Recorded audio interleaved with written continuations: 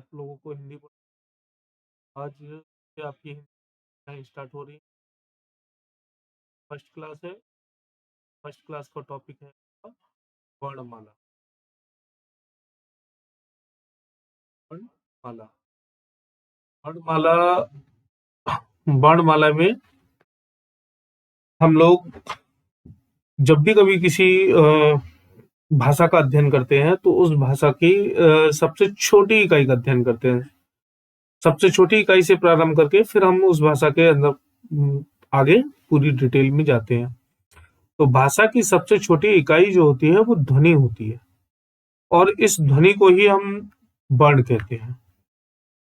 इस ध्वनि को क्या कहते हैं? वर्ण कहते हैं। हिंदी वर्णमाला में कुल वर्णों की संख्या होती है 52, जिसमें से 11 स्वर होते हैं और 2 अयोगवाह होते हैं। 11 स्वर, 2 अयोगवाह और शेष जो भी बचे वो व्यंजन होते हैं। हिंदी वर्णमाला को 2 भागों में बांटा जाता है। एक पहला भाग होता है इसका स्वर और दूसरा भाग होता है इसका व्यंजन। पहला भाग होता है इसका स्वर, दूसरा भाग होता है इसका व्यंजन। जो वर्ण, अब स्वर किसे कहते हैं? जो वर्ण बिना किसी सहायता के बोले जाते हैं उनको हम लोग स्वर कहते हैं। ठीक। अब स्वर अ आ इ ई उ ऊ ऋ ए ए ओ ओ, ये हो गए हमारे स्वर। और जो अयोगवाह होते हैं, एक होता है अंग और एक होता है आहा। ये 2 हमारे अयोगवाह होते हैं। अब स्वरों के भी कई प्रकार के होते हैं स्वर भी। एक होता है ह्रस्व स्वर, दीर्घ स्वर और प्लुप्त स्वर। ह्रस्व स्वर को मूल स्वर या लघु स्वर भी कहते हैं। इसमें सिंगल मात्रा होती है, जैसे अ, इ, उ और ऋ। ये होते हैं हमारे ह्रस्व स्वर। अब आते हैं दीर्घ स्वर पर। दीर्घ स्वर में 2 मात्राएं होती हैं, जैसे आ, ई, उ, ए, ओ। दीर्घ स्वर में क्या होता है कि जिनको बोलने में अधिक समय लगता है अपेक्षाकृत ह्रस्व स्वर के। ह्रस्व स्वर को बोलने में हम लोगों को बहुत कम समय लगता है, जैसे अ, उ, ई, उ, ऋ। इनको बोलने में समय कम लगता है और दीर्घ स्वर को बोलने में समय ज्यादा लगता है, जैसे आ, ई, उ। इसी तरह से प्लुप्त स्वर, दीर्घ स्वर में 2 मात्राएं होती हैं और ह्रस्व स्वर में 1 मात्रा होती है और प्लुप्त स्वर में 3 मात्राएं होती हैं। अब इन 3 मात्राओं में जैसे आप लोग उच्चारण करके देखिएगा, इसको बोलने में बहुत समय लगता है। जैसे ओम। ओम का जब हम लोग उच्चारण करते हैं तो काफी लंबे समय तक होता है। इसको बोलने में सबसे ज्यादा समय लगता है।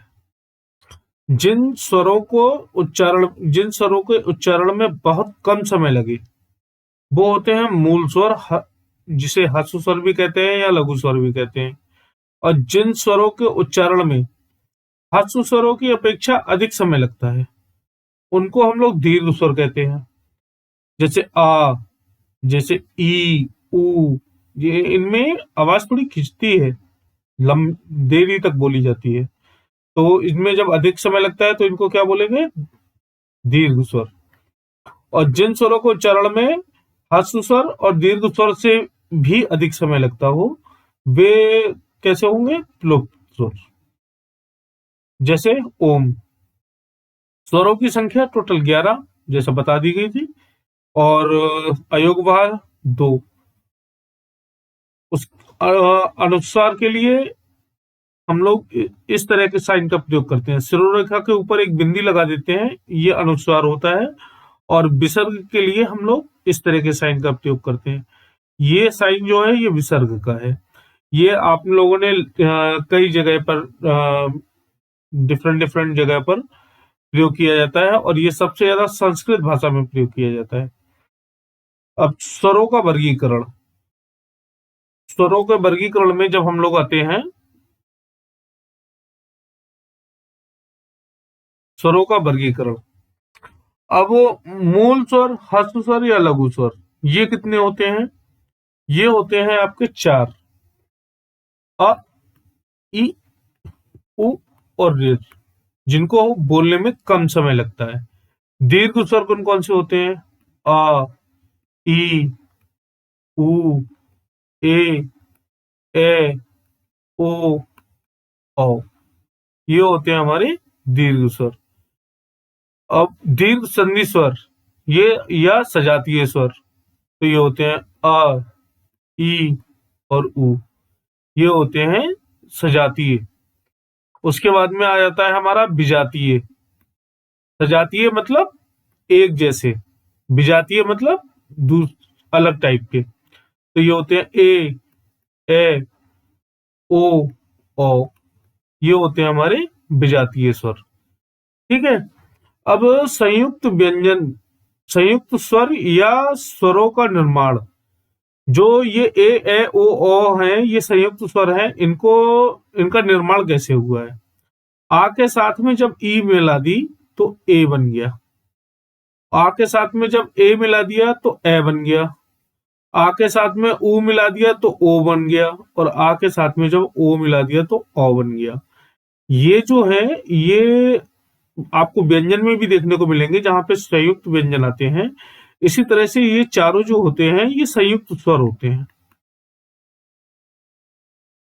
संयुक्त स्वर, इसमें एक कॉमन फैक्टर है अ, ये चारों में रहता है। बाकी ए के लिए ई मिलाई जा रही है, फिर आ के साथ ए मिलाया जा रहा है, फिर आ के साथ में ऊ मिलाया जाता है, फिर आ के साथ में ओ मिलाया जाता है। इससे ये हमारे संयुक्त स्वरों का निर्माण किया जाता है। अब आता है कंठ स्वरों का उच्चारण स्थान।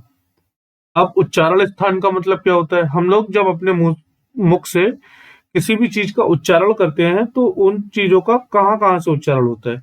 जैसे आ, इसका उच्चारण हो रहा है हमारे गले से, तो इसे बोलते हैं कंठ स्वर।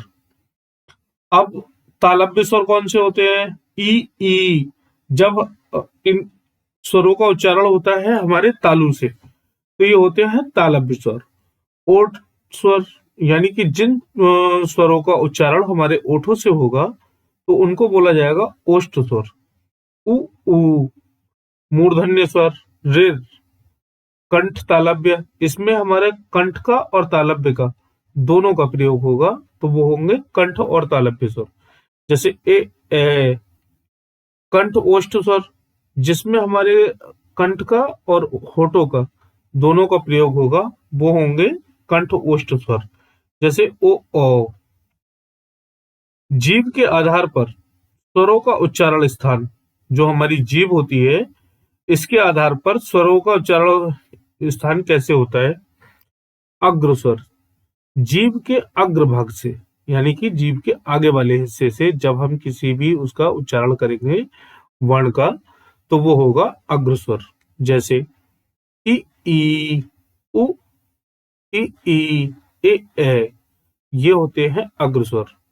मध्य स्वर में आता है अ, पश्च स्वर में आते हैं अ, उ, ओ, औ, ये आते हैं पश्च स्वर में। इसके बाद में आता है हमारे नेक्स्ट स्लाइड पे आएगा व्यंजन। व्यंजन, अब व्यंजन क्या होते हैं? जो वर्ण स्वरों की सहायता से बोले जाते हैं व्यंजन कहलाते हैं। अब स्वरों की सहायता से कैसे? व्यंजन, कोई भी व्यंजन, व्यंजन का आप कोई भी वर्ण लेंगे और उसको बोलेंगे तो उसमें स्वर की आवश्यकता अवश्य होगी। ठीक। ये व्यंजन जो होते हैं, ये कितनी तरह के होते हैं? ये 6 प्रकार के व्यंजन होते हैं। कितनी प्रकार के होते हैं? 6 प्रकार के। स्पर्श व्यंजन, द्विगुण व्यंजन, अनुनासिक या नासिक व्यंजन, अंतस्थ या ऊष्म व्यंजन और संयुक्त व्यंजन। इसमें हम लोग देखते हैं जब स्पर्श व्यंजन में का से मा तक, टोटल 25 व्यंजन होते हैं ये, जिसमें का वर्ग, चा वर्ग, टा वर्ग, ता वर्ग, पा वर्ग।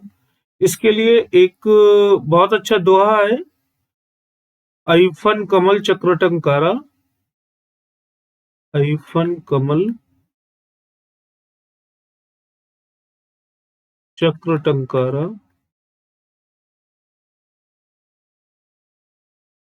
तरु पल्लव यौवन संहारा। इस दोहे से आप लोग इसको पूरी वर्णमाला को आप याद कर सकते हो। ये हो गया ऐफन। ऐफन आ वर्ग ले लेंगे हम इससे, जब हम लोग स्वर पढ़ते हैं तो आ से स्टार्ट करते हैं, तो ये हो गया ऐफन। कमल का का ले लेंगे तो का वर्ग हो गया। चक्र का चा ले लेंगे तो ये चा वर्ग हो गया। टंकारा का टा ले लेंगे तो ये टा वर्ग हो गया। तरु का ता लेंगे तो ये ता वर्ग हो गया। पल्लव का पा लेंगे तो ये पा वर्ग हो जाएगा। यौवन का या लेंगे तो ये या आ जाएगा, या अलावा। ऐसे ही तो इसमें जब हम लोग स्पर्श व्यंजन का से मात्रक 25 होते हैं, द्विगुण व्यंजन 2 होते हैं, द्विगुण व्यंजनों की संख्या 2 होती है। ठीक है। उसके बाद में अनुनासिक, प्रत्येक वर्ग का पंचम अक्षर अनुनासिक होता है। प्रत्येक वर्ग का पंचम अक्षर अनुनासिक होता है। जैसे आप पढ़ेंगे का खा गा तो चाचा जा या टाटा अड़ा, ये जो ये वाली लाइन है ये अनुनासिक है। ये पूरी लाइन अनुनासिक है, जिसमें हम लोग जब बोलते हैं, इनका उच्चारण करते हैं, तो हम लोगों को नाक की सहायता से इन शब्दों का उच्चारण करना पड़ता है। इसी तरह से अंतस्थ व्यंजन, अंतस्थ व्यंजन होते हैं या, रा, ला, वा। और इसके बाद में आता है उष्म व्यंजन। उष्म व्यंजन होते हैं हमारे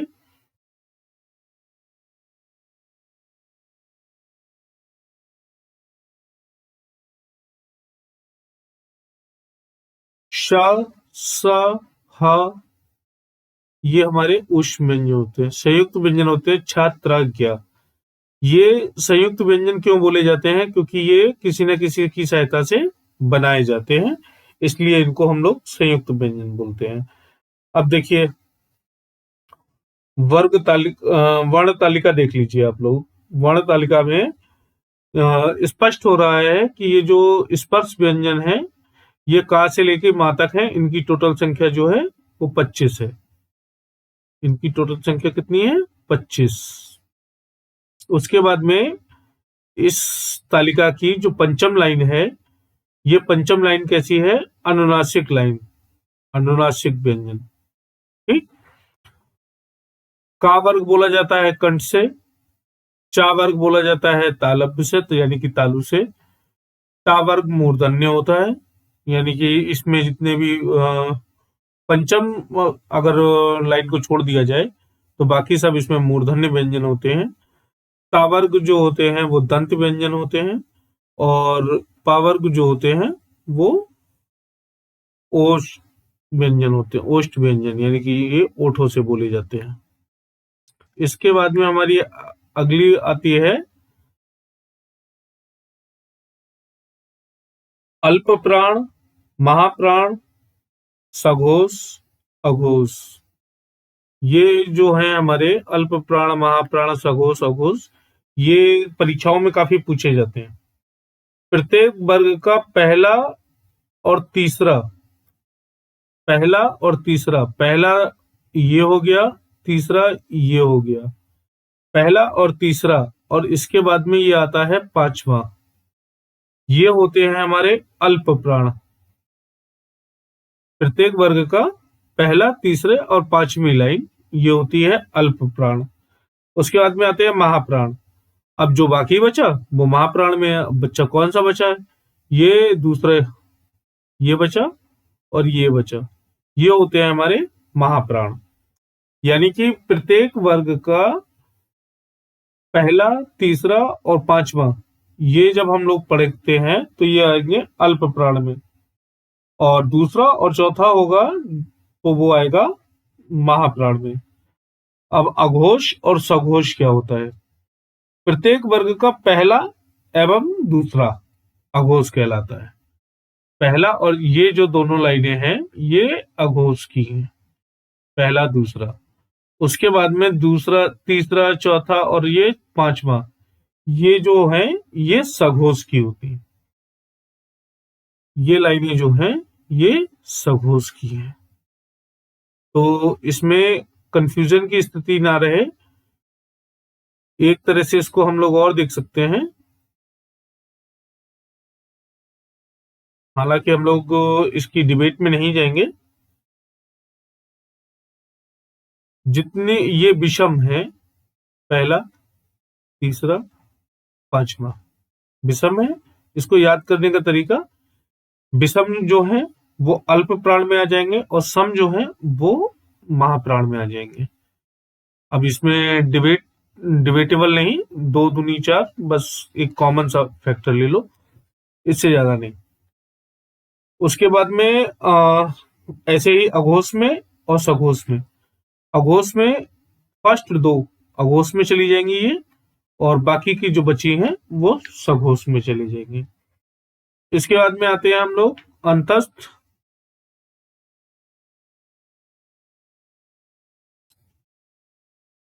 अंतस्थ व्यंजन, अंतस्थ व्यंजन में 4 हैं, या, रा, ला, वा, ये हैं हमारे अंतस्थ व्यंजन। उसके बाद में अर्धस्वर, अर्धस्वर है या और बा, इनकी संख्या 2 है। पार्श्विक व्यंजन ला। उसके बाद में लुंठित व्यंजन रा। ऊष्म या संघर्षी व्यंजन, ऊष्म या संघर्षी व्यंजन में हम लोग श, श और ह, इन चारों का अध्ययन करते हैं। संयुक्त व्यंजन, संयुक्त व्यंजन होते हैं हमारे छ, त्र और ज्ञ। संयुक्त, जिस तरह से अभी हमने बताया था कि स्वर भी संयुक्त होते हैं और व्यंजन भी संयुक्त होते हैं, तो संयुक्त व्यंजन यहाँ पे हमारे 4 संयुक्त व्यंजन हैं। पहला पहला जो संयुक्त व्यंजन है वो है हमारा छ, छ, ये का प्लस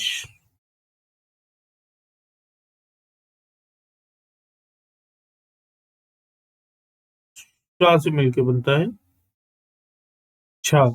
उसके बाद में ता प्लस रा से मिलके बनता है त्र। उसके बाद में जा प्लस या से मिलके बनता है ज्ञ। और उसके बाद में शा और रा से मिलके बनता है श्रा।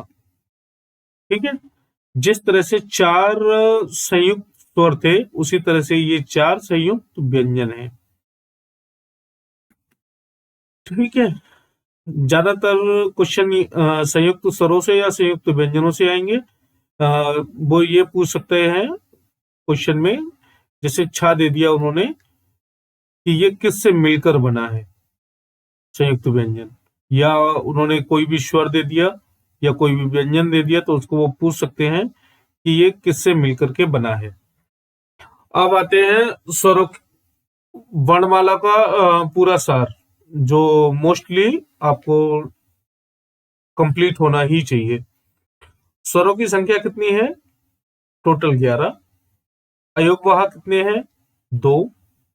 कुल स्वरों की संख्या कितनी है? 13। स्पर्श व्यंजनों की संख्या कितनी है? 25। अब ये जो स्पर्श व्यंजनों की संख्या 25 है, ये कहां से कहां तक होते हैं? ये होते हैं का से मां तक। जो वर्ण हमारा का खा का स्टार्ट होता है का से लेकर के मां तक, ये स्पर्श व्यंजन होते हैं। द्विगुण व्यंजनों की संख्या होती है 2। अंतस्थ व्यंजनों की संख्या होती है 4। ऊष्म व्यंजनों की संख्या भी 4। उसके बाद में हमारे संयुक्त व्यंजन की संख्या होती है 4। तो कुल वर्णों की संख्या हो गई हमारी 52। ठीक है, इसमें ये तो पूछा ही जा सकता है। उसके बाद में इसमें जहां से क्वेश्चन आते हैं, सबसे ज्यादा क्वेश्चन इसमें से पूछे जाएंगे। तो पूछे जाएंगे जैसे कंठ से कौन सा स्वर व्यंजन बोला जाता है, या कौन सा स्वर बोला जाता है, तालव्य व्यंजन बताइए, मूर्धन्य व्यंजन बताइए, दंत व्यंजन या ओष्ठ व्यंजन, या संयुक्त अक्षर कौन कौन से होते हैं, या अग्र स्वर कौन से होते हैं, पश्च स्वर कौन से होते हैं, या मध्य स्वर कौन से होते हैं। तो इसको आप लोग कंप्लीट कीजिए, और आप मिलते हैं आपकी नेक्स्ट क्लास में।